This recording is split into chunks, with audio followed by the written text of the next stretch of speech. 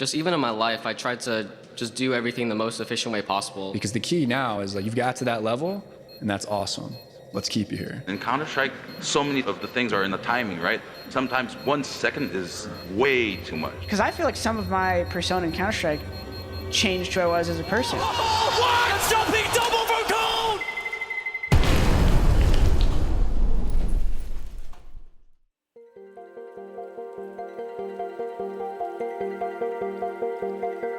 Today I'm talking with Karrigan. He is one of the most accomplished and prolific in-game leaders of our time. In Counter-Strike Global Offensive, he has turned multiple international lineups into trophy lifting contenders. And of course that started with TSM, then Faze, and let's not forget, Faze were getting knocked out of groups despite boasting some of the most individually skilled players in the game. It wasn't until Karrigan turned up that they started lifting trophies. And then obviously now with Mousesports, he is finally, after many months of working with the Mousesports boys, he's finally turned them into trophy lifting contenders as well. And in fact, they've taken many trophies right at the end of 2019, and now they're one of the highest ranked teams in the world. Now, you may have noticed I've been speaking not just with players or talent on this podcast, but others whose expertise serves to push the envelope in our continually developing industry. This is the DDK Show. If you enjoy it, subscribe on YouTube, follow me on Spotify, give it 5 stars on Apple Podcast, support on patreon.com/DDK Esports, or simply connect with me on Twitter. If you leave a review on one of the aforementioned platforms, please consider mentioning ideas, people, topics, anything that you find interesting. This is still very much a side project for me, and all of the positive support is really greatly appreciated. Now, that's enough of that. And it's time for my conversation with Karrigan. Okay, I have Karrigan here with me. We're in Ukraine. We won't go too much into why, but we found each other in the hotel. And how are you feeling? We both just did like 24 hours of travel, so you can't be feeling too great, I imagine. I'm feeling okay in the circumstances. I'm just happy we won Summit. Yeah. So I think that helps a lot with the travel. I think when you're winning, it's easier to travel. So I'm just happy to go to the last tournament and then hopefully have a longer break between Christmas and January. Yeah. Before we get into that Summit win, how difficult is it to kind of deal with the jet lag? I ask this question a lot because it is something that's so present, and I think there's a future where in like 3, 4, 5 years, there will be a lot better conditions. I think people will find ways to, maybe there's always business flights to players, so it's easier. Maybe there's just like, everything's like E-League, and maybe you get to prepare there, with a lot of time in advance and so on. So at the moment, it is something that does affect everyone, and there's enough studies out there to show that sleep is extremely important to performance. So how do you feel about it? I think it really depends on the person you are. I'm a guy who can sleep instantly in a flight. Even though I'm not tired, I somehow train my brain to sleep in the flight. Wow. Yeah, my girlfriend and the whole team is really jealous of that. Yeah. I mean, obviously business class helps a lot. Unfortunately for this tournament, I couldn't really travel business class. But as you said, sleep is really important. And if you take a 10 hours flight and you're not sleeping, that's going to be tough when you land in the middle of a day, obviously. So you have to take care of your sleeping schedule. Also, sometimes when I travel to US from Europe, I make sure I only get 3 hours sleep so I can sleep on the flight. And I do the same when I actually travel back if I have an important tournament. So I'm really careful the day before, also with what I'm eating, because if you're eating very heavy lunch, it can feel like your stomach thinks it's evening, and the same when you land. If you're eating very heavy, your stomach thinks it's breakfast. So I think that's some of the things to take into consideration. I don't really have a 100% structure, but it's something I'm thinking about, so my body is not turning upside down. And especially when you travel to Sydney, that's one of the worst ones, and you learn the kind of the hardest way is especially Sydney. So in the end, it just comes down to your body and how you deal with it. I like how you mentioned food, because there's not many people that actually do talk about the food, but it is a very, from all the research I've done and things I've heard about, it is like actually like one of the kind of hacks you can use to kind of help yourself acclimatize quickly, with the fatigue and everything. And speaking of which, you're one of the older players. You're not that much younger than me. You're 29 now, if I'm not mistaken. And are you finding that it is more difficult as you get older, or actually with the kind of wisdom and knowledge you get, it's a little bit easier? And I think when I was young, I didn't really care. I think like, what is jet lag? Like until you actually get hit by it, you realize, okay, you actually something have to think about. Again, I think it varies from person to person. I can imagine it gets tougher when you get older with your body and the structure you have in your everyday life. When you're young, you can play 24 hours in a row and then you can sleep 24 hours, right? So I just think it's more to how you're used to it and how you deal with it than your age, especially for me. It's hard to talk for someone else, but I know there's some players who have problems dealing with it, and you just have to find your own way. And I had traveled a lot in the last 10 years, so I know how to deal with it. I think one of the worst I ever did was I had to travel to China, go back for one day to do my exam, and then travel back to China again the same day Oh I my did my God. exam. So I think at that point I just learned how to like Yeah. use my time in the best way I can in a flight or whatever, right? So it just comes down to structure, I think, mostly. Yeah, and speaking of getting older, there's so many people. Obviously, we don't really. Esports is pretty new. No, we don't really have the information out there to really understand like when you age out of being a competitive player, and we're always discovering kind of new things, even in conventional sports, like in basketball. I remember listening to this podcast where LeBron James had his performance coach with him, and they were talking to Tim Ferriss, and they're showing how like the way that they were coaching LeBron James and the routines that he had and the structure that he had, that it allowed for him to go have a much higher level of performance and maintain that for significantly longer than everybody else. So there's a lot we don't know even in traditional sports in terms of the performance. What is the aging out and kind of leaving this career, like how do you think about that? I think it's a tough one. I think Forrest is setting the bar for everyone else. Like he's still a star level player. I think the way he's performing at this age is incredible. I think it's really tough to compete with that. I think when you get older, in my age, especially when you're getting close to the 30 for next major, then obviously the captain role is always the best role to be in. Like, there's a lot of experience, a lot of things I can teach the younger players. They can teach me mechanics, but I can teach them how to play the game I believe is the best way, right? So I think there's always some degree, but it's really hard to see who's gonna be the guy winning a major when you're 30, right? I could be the first one. Maybe I would never win a major, but obviously it's something in my mind I'm taking care of. Where am I in 1 year? I have no idea if I'm still competing. So I'm just doing everything I can now to achieve my goals. And whenever I'm done, I'm done. But I'm trying my best to not think about the age and just until my body says or mind says, I think it's enough now competing for a long time. So let's see what happens. I believe there's no limit on it. But obviously the captain role is the best role to be the oldest in, I think. In a perfect world, would you be just playing until you're 40, 50, as far as you can envisage now? I mean, if I still have the level when I'm 35 and competing to be a top 5 team in the world, obviously I would do it. But I also said to myself, the day I'm waking up and I don't believe I can win big trophies and a major, I think it's time for me to stop and try to pursue something else. I think it comes down to that because every morning I wake up, I want to become the best.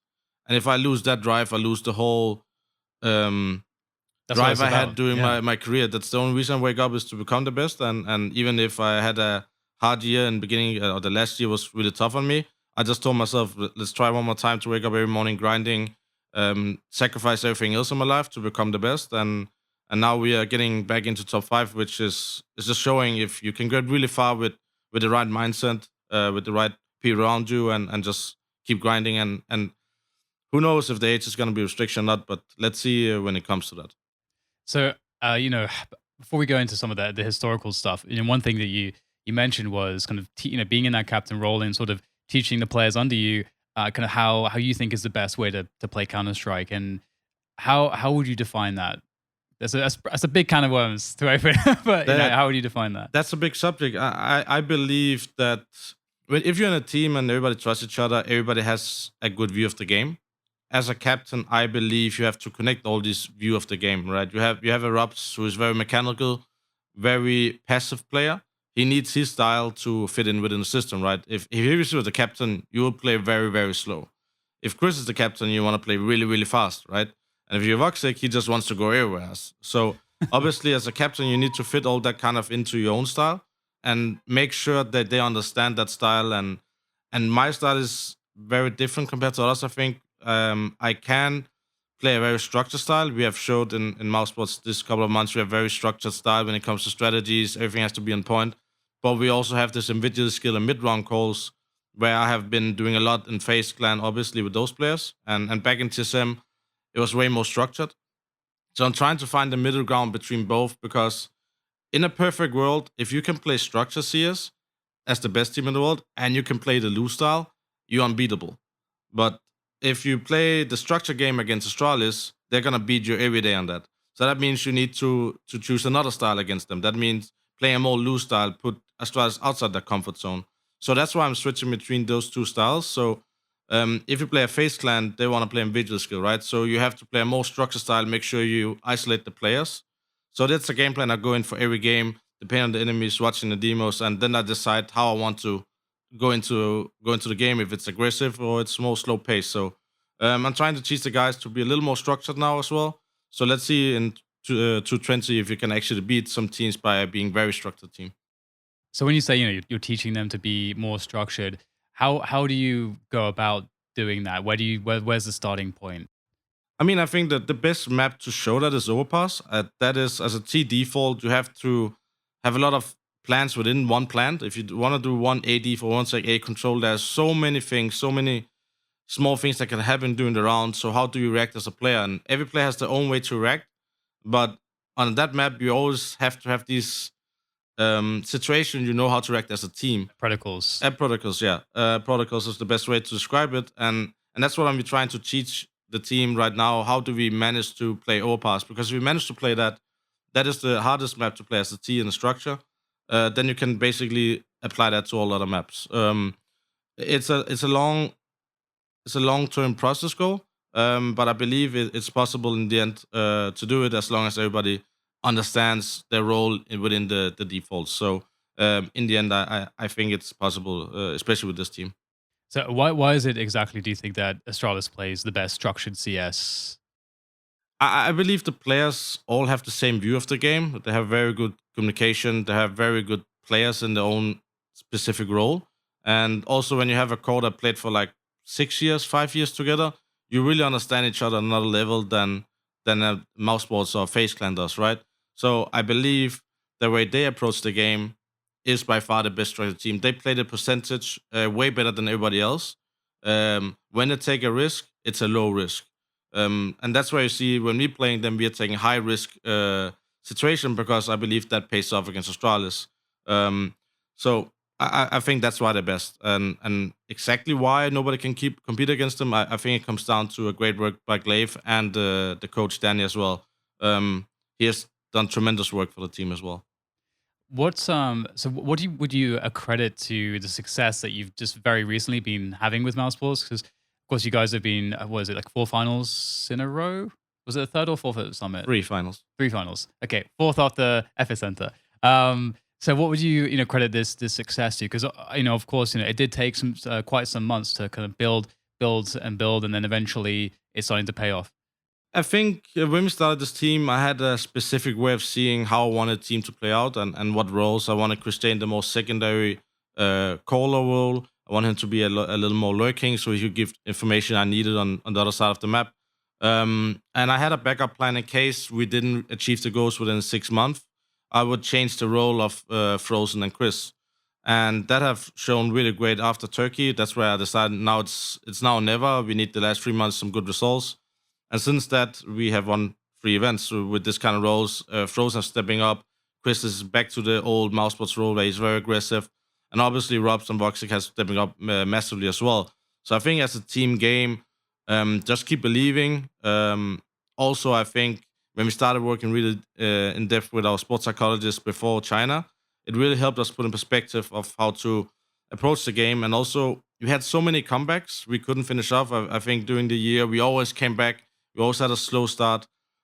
These tournaments, we had actually good starts, but also slow starts where we actually could finish it off. And I think the best way to show it is the Tyloo game, 15-7 second map. We're about to go out to Tyloo in China in the semifinal. We come back, we win that game, we win the whole tournament. The same against Astralis, best team in the world, 14-8. We come back 16-14, and then we go to win the tournament. So I think it's a mix of mixing up the roles and also everybody stepping up now and trusting the system and a sports psychologist on top of that give us those last 5%. So I recently actually did a podcast with Jared Tendler, who's the sports psychologist of Team Liquid, and you know, in talking with him, you know, it's just so clear that he's the real deal. And I've heard about him through Zeus, who worked with him, and when Zeus was coaching Liquid, and he's got a bunch of books out. The guy's very legit, and I know that there is one of those areas, much like coaching, where people they can't quite see what's really happening, and it is a role it seems like it's easy because people don't know what to expect from it. That you don't know if it's going to provide a lot of value or not. So, you know, can you go into any details in terms of you know, some of the ways that the sports psychologist has helped you? Maybe something about his background as well. She's actually still studying, so it's someone we brought in to the team before the Berlin major, and just to test it out, we wanted someone long term. So she has done a great job showing the team what she can do. So we decided to hire her for the China event and for long term as well. One of the things we work on the most to begin with is obviously having the goals as a team, the process, how to achieve the goals together as a team. And also think that showed when Robs went into you and said, well, we don't reach the grand final in Pro, we haven't met our goals. And coming out of saying stuff like this where people think he's delusional, right? But that's the goals we set a team 3 months ahead. And if you don't believe in them when you're going to the tournament, then you did something wrong, right? So we just kept believing it's possible, it's a goal we set. Whatever happens before and after doesn't matter. We have to peak at Pro League. So going with that mindset into the tournament, this is the tournament we have to peak and put the pressure on yourself and then deliver. I think that helps as well. Having on paper what we want to achieve as a team, that gives you perspective of when you wake up, well, it's today, we need to go to the grand final. We need to achieve those goals, because else what's going to happen if you don't do it, right? So I think that helped a lot. Communication, obviously, an international team. You're working with a lot of young guys, 5 different cultures. Some we worked on really, really good. Also, what do we do before matches? We few people who haven't played on a professional level for a long time. So how do you get into the right mindset before a game? Frustrations as well. You could see sometimes people get frustrated in our team. The body language has been way better in the team as well. So many of these small things she has helped with us. So I can't wait to work long term with her, and also on a more individual basis as well, since we have only worked as a team. And then once we have been achieving the goals as a team, we start working individually with the players, how they can feel more comfortable and how they can achieve the individual goal. Because first of all, it's the team goal you want to achieve. And once you have done that, you want to go into a individual basis.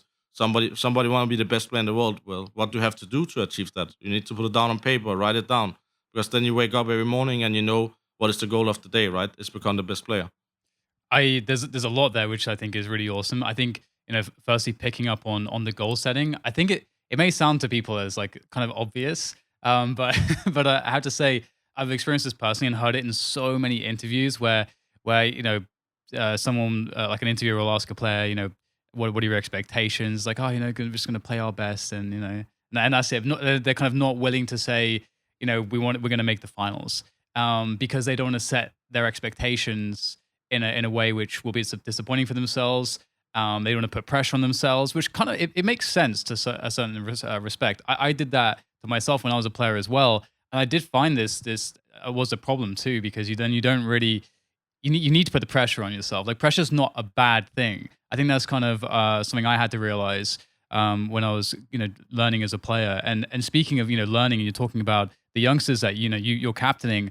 I look at this Mousesports lineup, and it really does seem like a team where, you know, you yourself, you know, you've had so much experience kind of leading teams and working with different players in different areas of the game, as well as, you know, having Chris J there, who is also very, like, such a veteran. And he himself, I think it was so impressive to me when I saw that there was this turning point in Mousesports. I think I spoke to him after one of the majors. I think it was the Krakow major. I'm not 100% sure that it's all very blurry, but he knew that he was telling me he knows that there was a change that was coming to the lineup in Mousesports, and he didn't know who was going to get kicked. And he was like, it's like, you know, we started to do really well, but we didn't make the top 8, so there's going to be a change.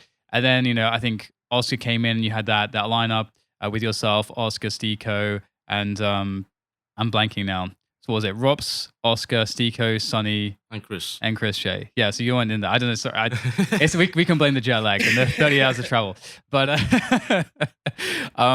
but then that lineup ended up doing really well. And, Chris Shea obviously had to turn his role, away from an AWPer into a rifler, into a leader, all these things he hadn't done before, but he was really successful. And there's not a lot of players that can make those adaptations. So it's like this perfect unit. And Woxic, this star level AWPer, Frozen, it's just such a great package on paper. So it's really awesome to see that it's finally kind of firing.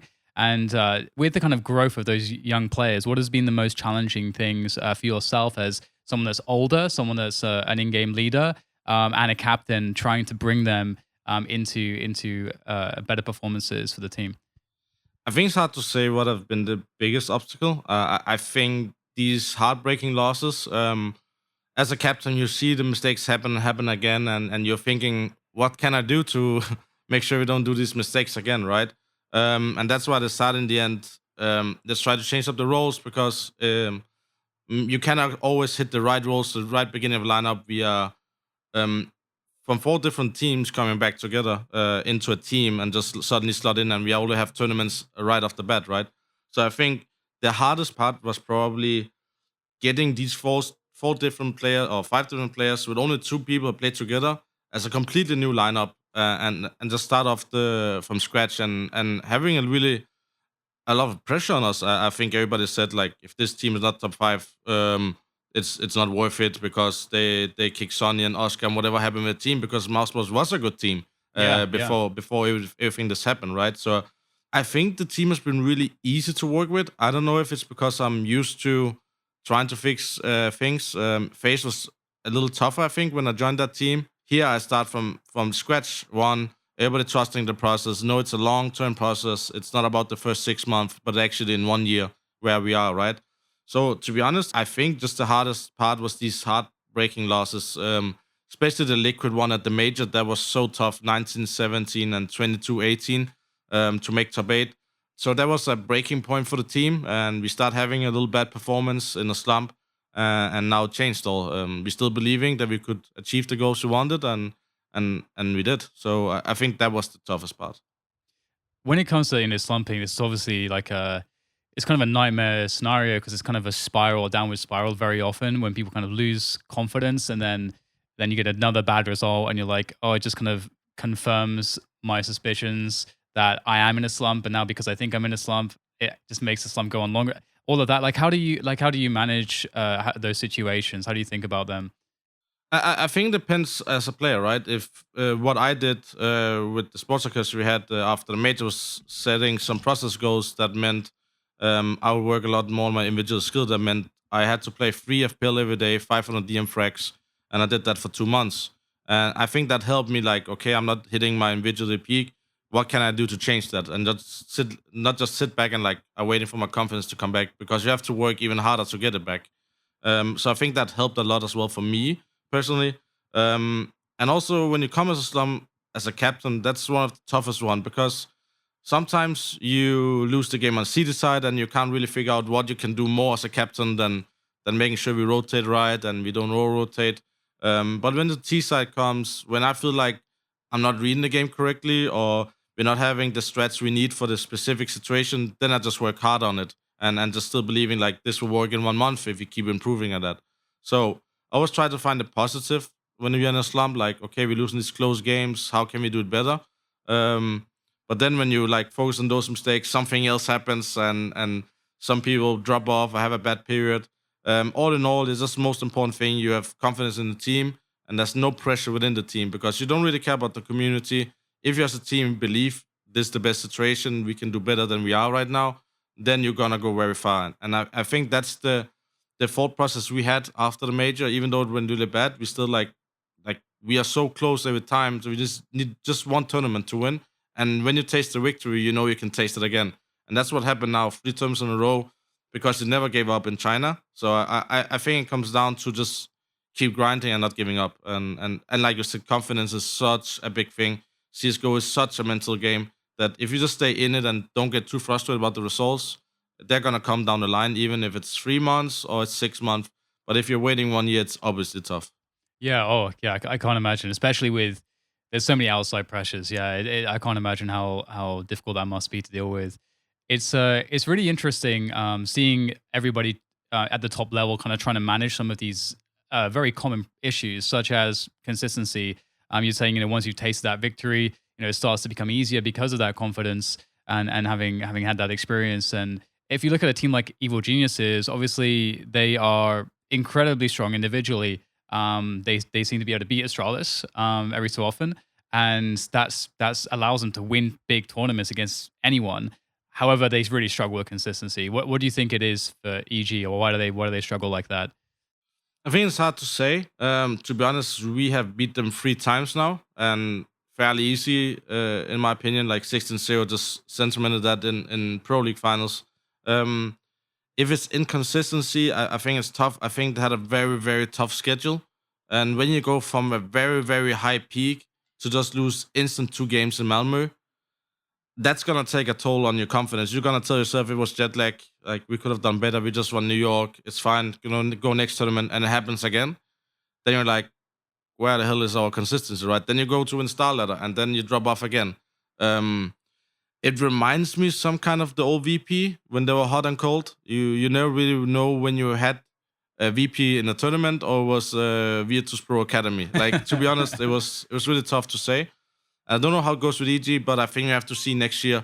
They have established themselves as a top 5 team this year, and I think they're gonna do that as well next year. But they need to be careful with the scheduling.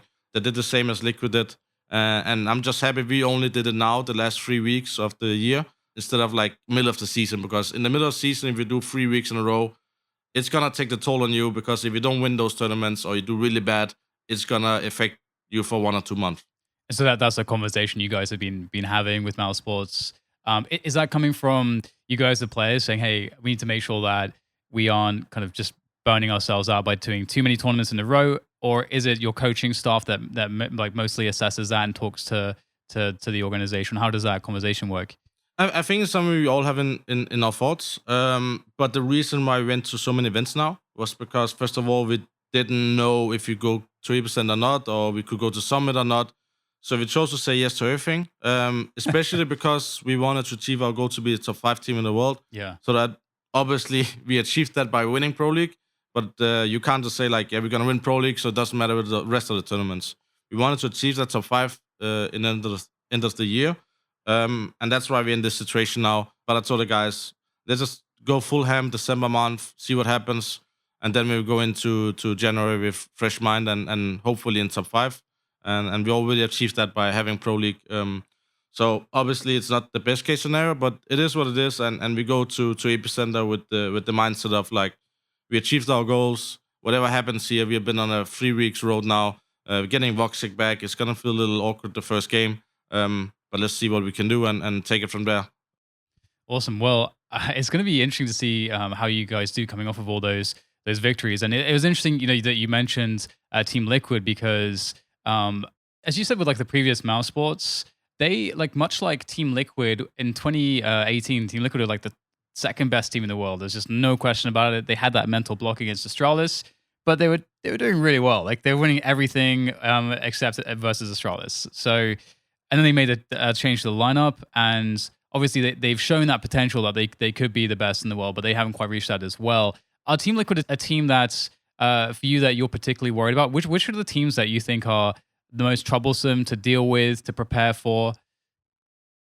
Yeah, I think to be honest, Liquid is the hardest opponent for us. It's a team we haven't beaten yet. Now we beat Astralis in Pro League. We have beaten EG a few times, Faze as well, Fnatic as well. So I think that's the playstyle of us in Liquid. So I think that's the issue we have the most is with Team Liquid. I always like to play Astralis famously in Faze as well. I think they're really fun to play. They are tough to play, but I really like to play that playstyle. Yeah. So I think that's the hardest issue we have. That's Liquid. But it has been so close, and you just need one of those victories, as you saw with Liquid against Astralis in the beginning of the year. They won the first game in I by Power, a small LAN. Yeah, and suddenly they beat them after again, When you beat an opponent one time, you're going to tell you, we're going to win against them this time again. And if you're a team that always beat the same team, you're just going with full confidence, saying like, we beat them last time, they've never won against us. So it's going to be easy some way to say, and others guys are saying like, okay, let's do it this time. We can beat them this time, you know? Yeah. So it's a really mental game in that sense. So I think Liquid is the toughest opponent for us right now. How would you describe their style of play?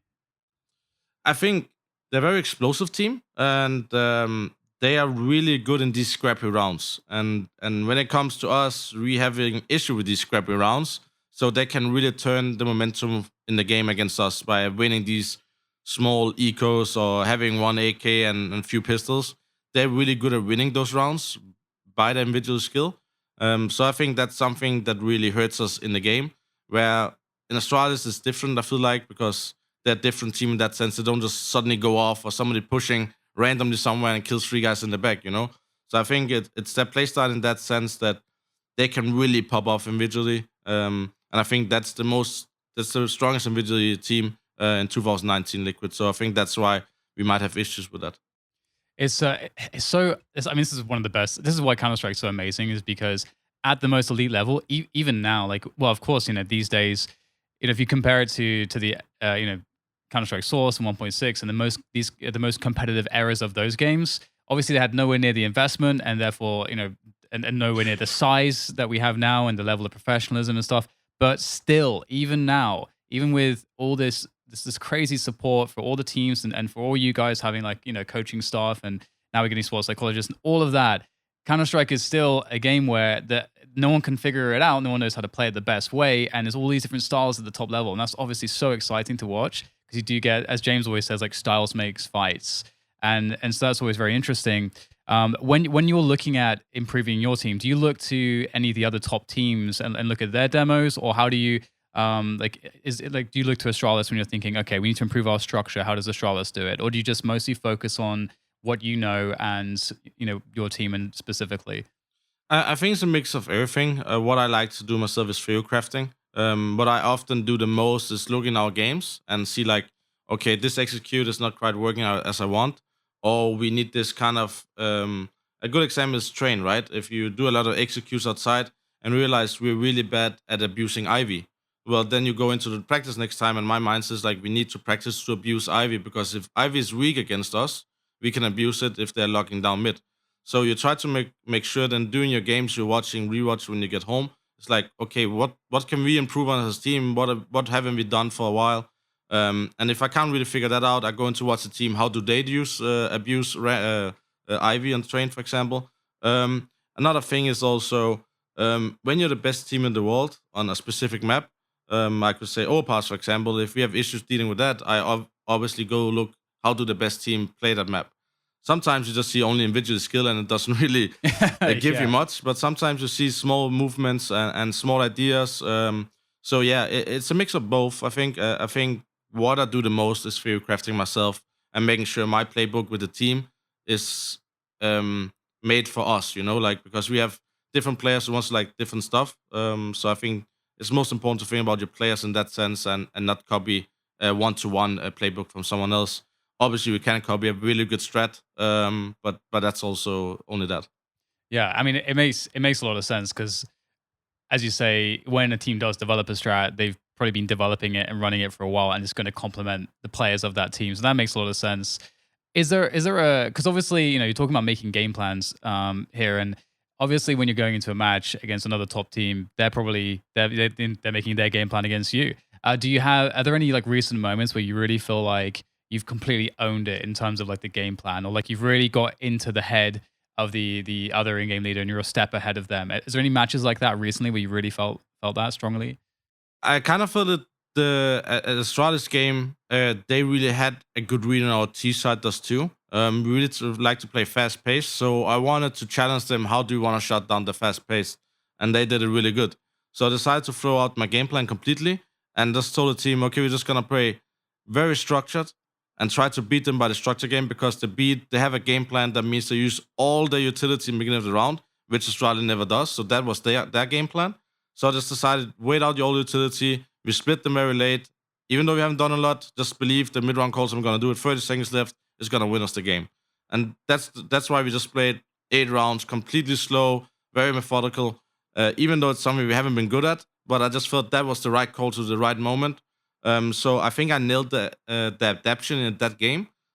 Game plan wise, I think we have a really good read on Inferno. I start to play B as CT with Frozen, and that comes down to have a game plan just for Banana. I don't even prepare for the rest of the map. I have only for Banana as T and CT because that's where we win the duels and the games the most. So I think this recent now Inferno games, watching what do we double nade on Banana and where does he like to go? What will he do next time? And then I'm always having game plan the first 3 rounds, and you just see instantly where our utility damage going skyrocketing because they're trying to read what we're doing, but I'm already adapting to what I think they will do.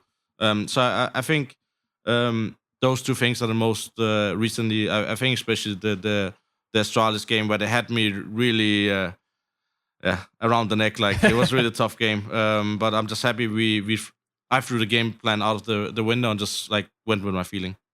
I have to say, sometimes for me, as when I'm commentating a game or just watching a game, it's really rewarding to sometimes see what is like clearly like a small detail that looks like a small detail, but is a really big picture idea. Like seeing on Banana, for example, like a team just the way that they will change their grenade timings to stuff like that, and it's such a weird, like the fact that you said that you only prepare Banana, it does make a lot of sense because it is such a incredibly important part of the map. The rounds can often be won or lost there. It's like determines control completely for the CT. It's like it's a difference between having information and being blind versus not, and so on. So it's really interesting just to hear that. Speaking of Inferno and we're talking about various maps.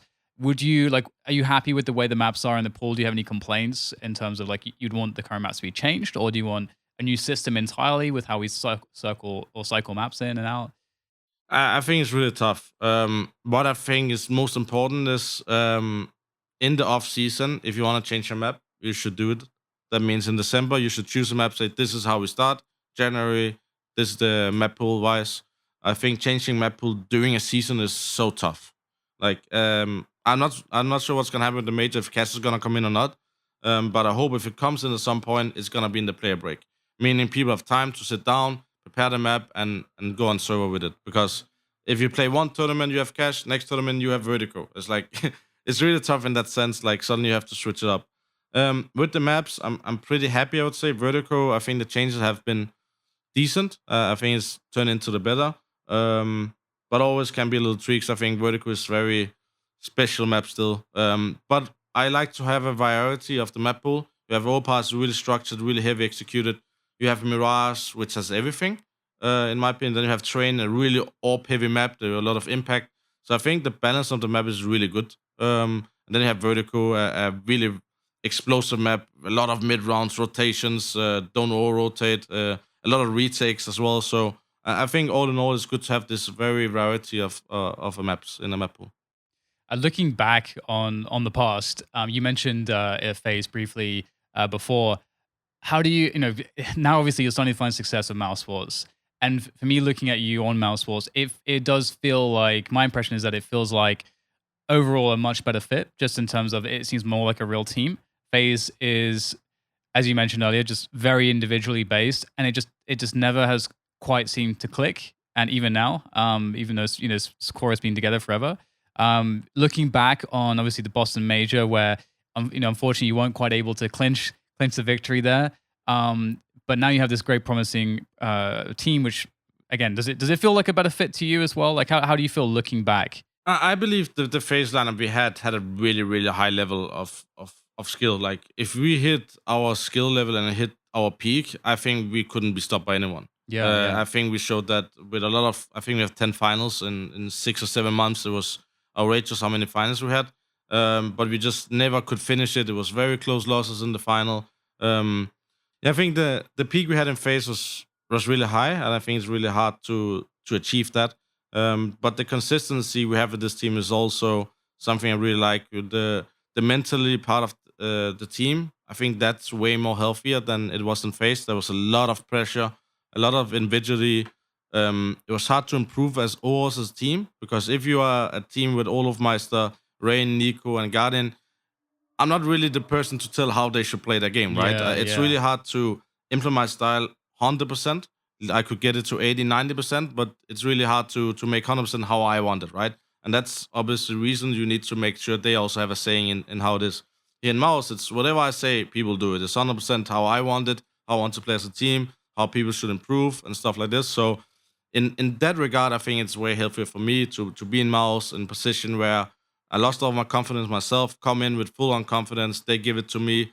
It's like fueling a fire, right? So they just keep on saying insane calls and keep on calling like this during the game. So obviously something like this never really happened in Faze. So I feel like that gives me a lot of fire and motivation to just start believing in myself even more during a game. So I think that why it also looks to me way happy in Mouse is because I don't feel the pressure from my teammates at all. I just feel I can call many 15 rounds wrong. They still believe me the 16th round. I mean, again, that's something I'm really happy to see it because I think it comes across really clearly, and you're very animated. Obviously, like you're definitely, I think that anybody could just like watch, you guys sitting down, and then about within one round, they could see that it's quite clear that you're the captain. The way that you're kind of leading the team emotionally with the energy and everything like that. So it really seems like a good fit. Is there anything that if you could tell yourself back when you were on Faze and starting to hit harder times, like with all the experience that you have now? That was like 2 years ago. Wow, it feels like such a long time ago. That's crazy. What would you tell yourself if you could go back in the past and tell yourself something? I think I've spoken a few times about this. I think the Olaf situation was the toughest one. It's hard to say because he needed time off. But in that time off, a lot of things happen with the team. The whole team synergy changes. When you are the best team in the world at that point, suddenly a player has to go for unknown time. It's not only like 1 month, but it was actually, was it 4 months or even close to 5 months he was gone? Yeah. That's a long time where you're the best team in the world. And once you get that player back, your goals are not different. Goals is like, well, we're the best team again. And during those 5 months, Astralis was wrecking everything. We only beat them 3-0 in Sydney in the final somehow with the stand-in. But I think if we would have had a sports psychologist at that point, that could actually tell us, guys, you have to start from over. All of haven't been playing with the team for 5 months. Everything changed within the team. The meta is changing. Teams are getting better. People know how we play. We need to start from scratch, right? If we had a goal, let's say, like over the first 3 months, let's try to get back in top 5 instead of like this mindset, like, well, now we have to win tournaments right off the bat. And I think that would have helped us put in a perspective, like, okay, we need to set our goals a little down. Because the goals we had was winning a major. It was like all of us back for a month and we have to win the next major. And there was a lot of pressure within the team, outside the team as well. So I think that got to everyone in the team, and that's why a lot of frustration happened. So I think looking back at that, I think I should have gone for a sports psychologist right as Olaf went out the team to be ready for the new season when he will come back. Yeah, that makes a lot of sense. And it seems like being an in-game leader is such a, I mean, I don't want to use the word burden per se, because that's kind of, I think it has negative connotations, but there's a lot of extra stuff that goes with being an in-game leader, and a lot of everything comes down to you. If it feels, that's at least I think how people look at it, right? Because you're calling the shots, or at least that's the perception. As you say, sometimes there'll be a team where the in-game leader doesn't have quite as much of a say on the team, but might get still all the blame. So it's definitely a position where people are very critical of it. Why is it, do you think, that we don't have, I don't want to call it an in-game leader crisis, but we don't have a huge amount of great in-game leaders? They seem to be in very short supply. And what do you think makes a great in-game leader as well? I think that's a tough question. I mean, you have to have the leadership skills in game and outside the game. I think you have to lead the team in a different way, and not just only by having good stats, but you actually have to make the shots working in game as well. Why? I actually don't know. I feel like Denmark has a lot of great in-game leaders, and that's why we have so many great players as well, knowing the system and stuff like this. So I don't understand people who doesn't want to be in-game leader, because you have to want to do it. And if you don't want to do it but get forced to it, it's kind of like, yeah, but I'm just going to do this for quite a time, and then we find someone else. And at that time, you're going to lose all your skill. So I don't know how many times I say to players, if you want to be an in-game leader, you can't just try it out. Like, once you start to think as an in-game leader, you're not going to think about your own game when you play. I think the best scenario is Nico and Valda. Like, a player that's only focused on his game and doing small mid-round calls, suddenly when you have to think about 5 other players, and suddenly you have to again focus on your own skill once you have an in-game leader, it's really tough, because you're thinking about what is everybody else doing, because that's the mindset you had doing a brief time as an in-game leader. So You have to make sure that once you say yes to it, you full on commit, and whatever happens, you just keep grinding.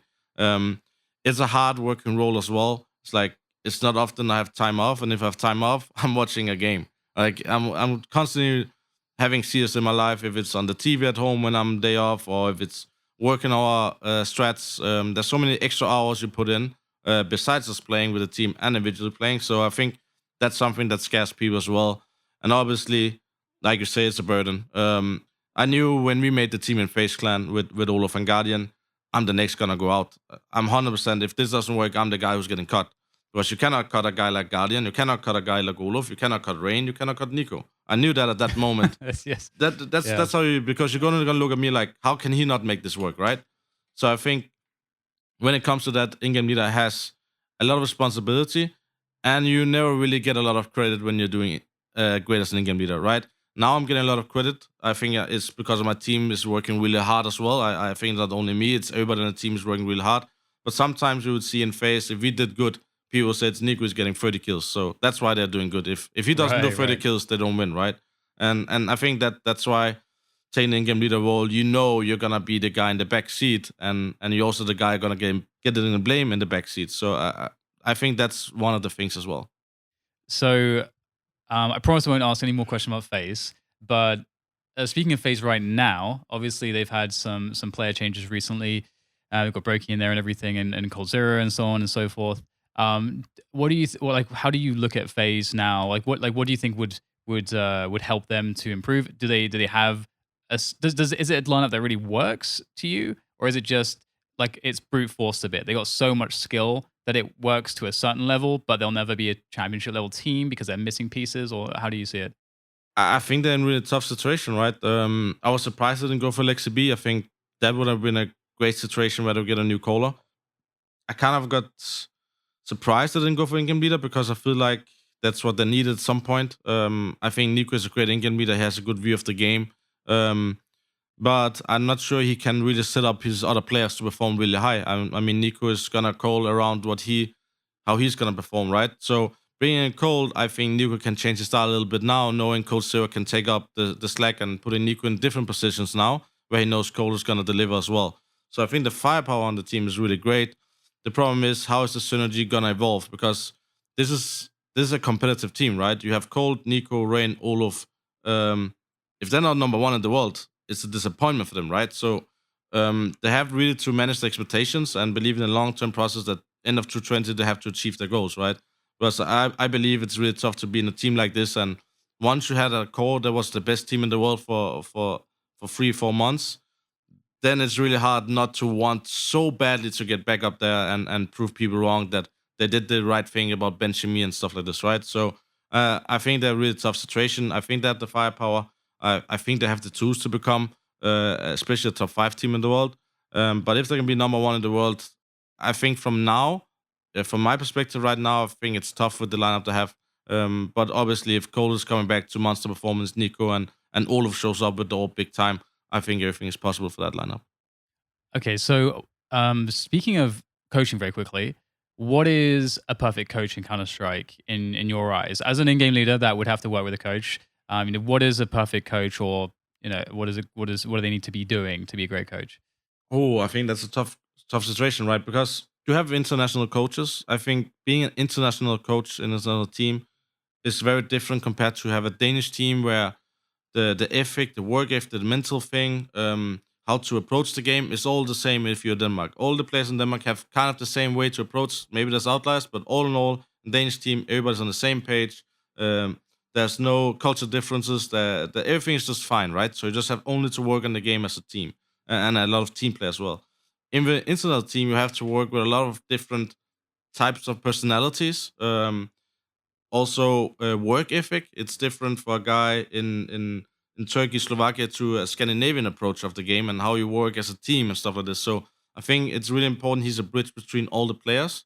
And I think that also Robin did very well in Faze, like making sure that everybody's on the same page and everything works as a team. So I think a coach like that has to really make sure the synergy in the team is good, because that's really important when it's a team. The synergy is good, everybody is happy.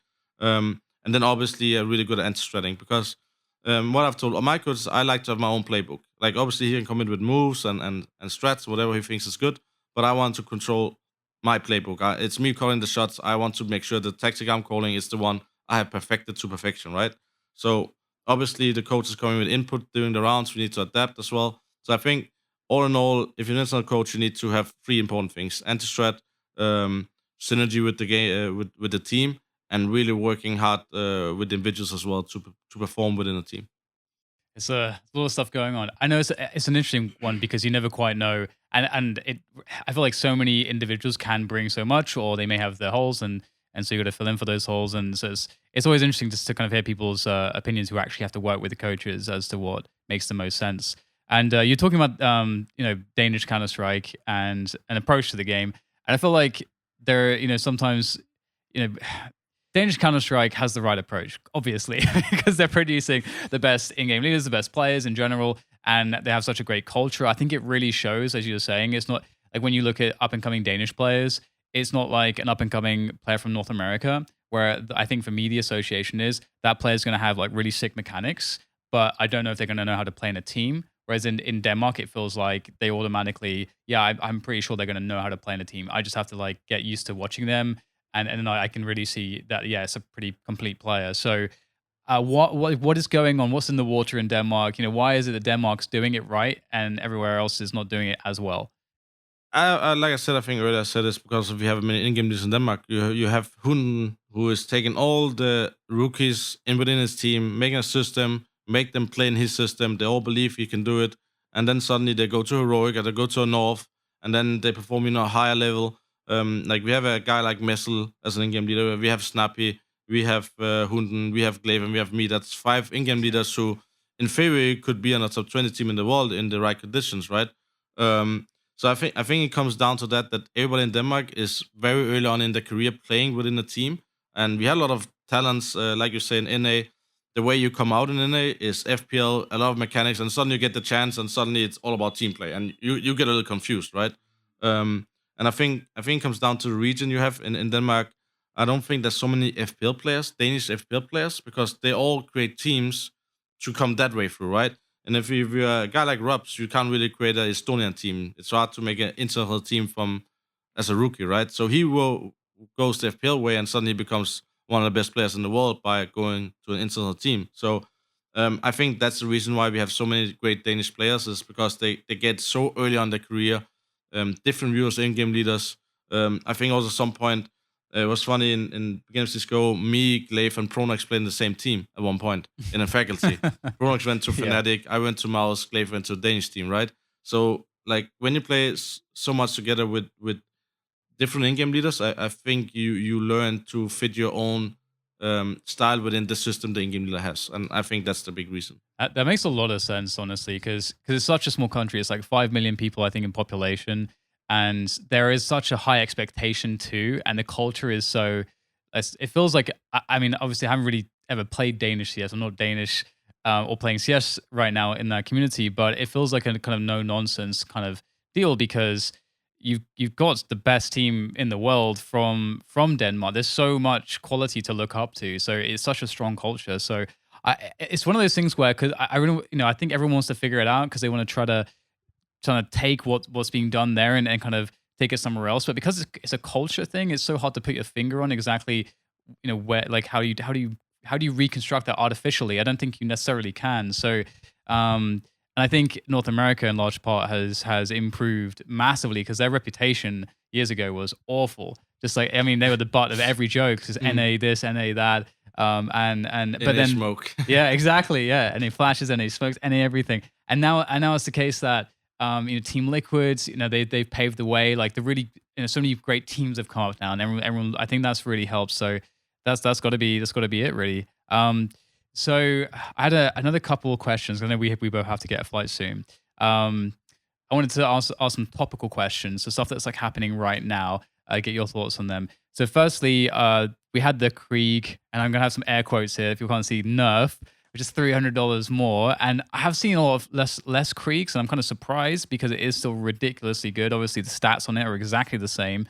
What are your thoughts on the Krieg in CS right now? Is it is it frustrating? Obviously, you have to live with it, so you're going to make peace with it. But would you want to change it? Yeah, that's the thing. It sucks really for the Opers to play against a Creek because Right, it yeah. feels like a mini Orb when they're fighting. You can't really re-peak when there's a Creek holding. I think the reason why you maybe see less Creeks is because early game, if you buy Creeks, you maybe have less utility and the CTs gets hold of that. It's really a tough game suddenly when they are sitting long range with this Creek and just holding angles, right? So I think the plan we have is like late games, like when it's 6-6 and you have a lot of money, you can start buying the Creeks, knowing that in case you fight them, you have a Creek as well. Like making sure the CTs don't get the Creeks right off the second round or third round, because then it's very dangerous to play against. So I think you will see the same amount of Creek. I think there will be a nerf at some point because the Creek is still overused compared to AKs. I still think it's superior in many aspects, especially the first bullet accuracy, the scope. It really comes into play in after plans where you're just holding ST, unders to your down pit, and the guys can't retake if they plan it for long. It's a Creek. Yeah, it's not an AK with a small crosshair. It's scoped in, and the Orb can't even peek a pit guy because he will have the advantage. So I think definitely the Creek is gonna get nerfed at some point. What they're gonna do, I have no idea, and I'll just have to wait and see. You didn't even mention the fire rate, which is also it's also so nuts. So going into some other topical things, we've had like obviously a lot of big name organizations come in with lots of lineup changes and so on and so forth. First one that I think is most people are talking about right now is a new the whole Cloud9 situation where most of the players have gone. You got Daps who now with Gen G, and they've got Bentet and Som and all that kind of stuff going on with automatic. So what is your impression of this team? Is it gonna be more of the same? I think it's a very strange situation. I think they made something with Mixworld and Cloud9, and they had a team. On the paper, it looked okay. Daps starting from scratch again, and after 2 months they gave up. I don't know what happened there, but it looks very strange from outside. I don't know if they got a salary offer they could not say no to, or something happened within the organization. Maybe they wanted different routes of players. It's really hard to say from outside. It's a very interesting lineup. Bentet is also rumored there now. Can they make it work? We have to wait and see, right? But I like to see more international teams. I just hope people know that it's a long-term process, and it takes a lot of effort to call in English as well, and make sure everybody wants to follow your lead, and the communication is going to be an issue you have to work really hard on. We are doing a lot of keywords that shut down the communication. Means if somebody says gap, that means everybody just calm down. Somebody's in the back and just make a call from there. We have a lot of keywords that makes communication very clear, and I think also people saw that during the Astralis game, a very hectic moment. Is an international lineup playing that round 15-14 where the team speak is very hectic. At that moment, when I watch it after, it feels like actually pretty good for international team. Very short, precise info instead of something very unexplainable stuff being said, right? So I think that's very important when you do teams like that. I love that you mentioned that too, because I feel like, I mean, you never know quite how a team's communicating unless you hear it.